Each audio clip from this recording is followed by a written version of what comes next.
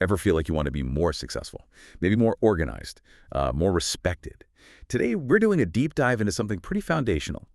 Stephen Covey's 7 Habits of Highly Effective People. And look, this isn't just some self-help book. We see it more as a blueprint, really, a way to genuinely upgrade your life. Yeah.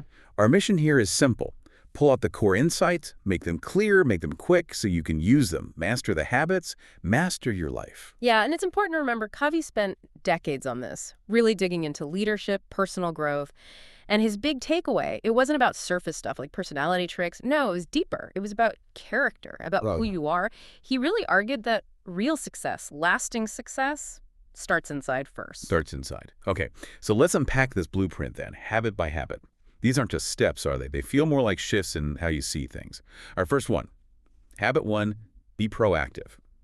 Now, this sounds like just taking initiative, but it feels deeper than just, getting stuff done. Oh, absolutely.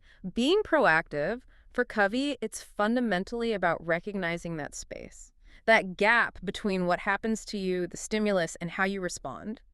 Think about it. You get a difficult email, right? Or you're stuck in traffic. The impulse is just react. Proactivity is that power to pause, to choose your response, to focus energy on what you actually can influence, not just blaming circumstances. It's moving away from, they made me mad, to, okay, I'm choosing how to handle this. Right. So owning your choices, your emotional reaction, even when things outside feel chaotic, that's a big internal shift. Exactly. And once you accept you're the driver, not the passenger, the next logical step is, well, where are you driving to? That leads straight into habit 2. Begin with the end in mind. This means really defining your personal mission, visualizing your destination, your goals clearly before you start the journey. Otherwise, you're just wandering. Which flows perfectly into habit 3, right? But first things first. Okay, so you know where you're going, you know you're in charge of your reactions, now you prioritize. You focus on what's genuinely important, not just what feels urgent and shouts the loudest. Covey talked about that quadrant too, didn't he? Important but not urgent things. Planning, relationships, learning. Doing those before they become fires to put out, and learning to say no sometimes, protecting your focus. Precisely. And those first 3 habits, they're really about mastering yourself. Your private victory, Covey called it. But then he pivots. He moves towards how you interact with others. That's where we get into public victory. Starting with habit 4, think win-win. This isn't just compromise where everyone loses a bit.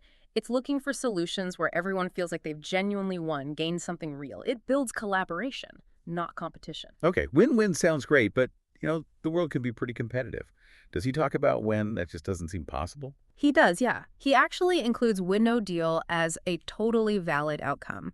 Meaning, if you honestly can't find a solution that benefits both sides, it might be better to just agree not to make a deal. Better than forcing a win-lose situation that poisons the relationship long-term. So even no deal can be a win in preserving respect. That's a really important point. Okay, so building on that idea of mutual respect, habit 5, seek first to understand, then to be understood. This is all about listening, right? But not just waiting for your turn to talk. Exactly. It's what he called empathic listening. Really trying to get inside the other person's perspective, see the world how they see it, before you try to get your point across. It's tough. Our default is usually to jump in with our own story, our own solution. But when you truly understand first, empathy becomes this superpower for connection and influence. Makes sense. Understanding first unlocks better solutions together. Which leads beautifully into habit 6, synergize.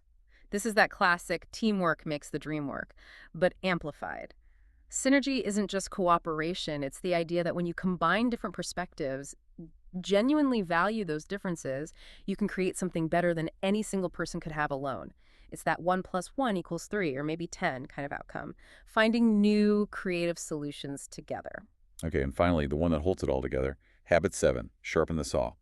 This feels like the maintenance habit. Easy to skip when you're busy. So easy to skip, but it's critical. It's about consistently renewing yourself in 4 key areas. Your body, physical health. Your mind, keep learning. Your heart, relationships, emotional connection. And your spirit, your values, your purpose.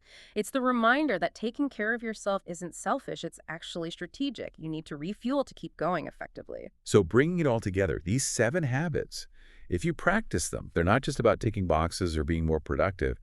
They really aim to make you feel more, powerful, peaceful, and driven by purpose. And maybe listening to this, you're thinking, wow, 7 habits, that's a lot. But maybe just picking one.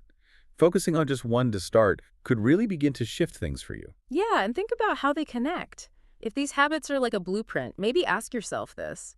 How might really focusing on, say, seeking first to understand naturally make it easier to think win-win or to synergize?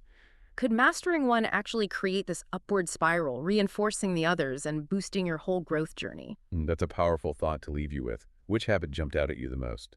Maybe think about one small way you could apply it, maybe even starting today. Mm. Thanks for joining us on this deep dive. We'll catch you on the next one.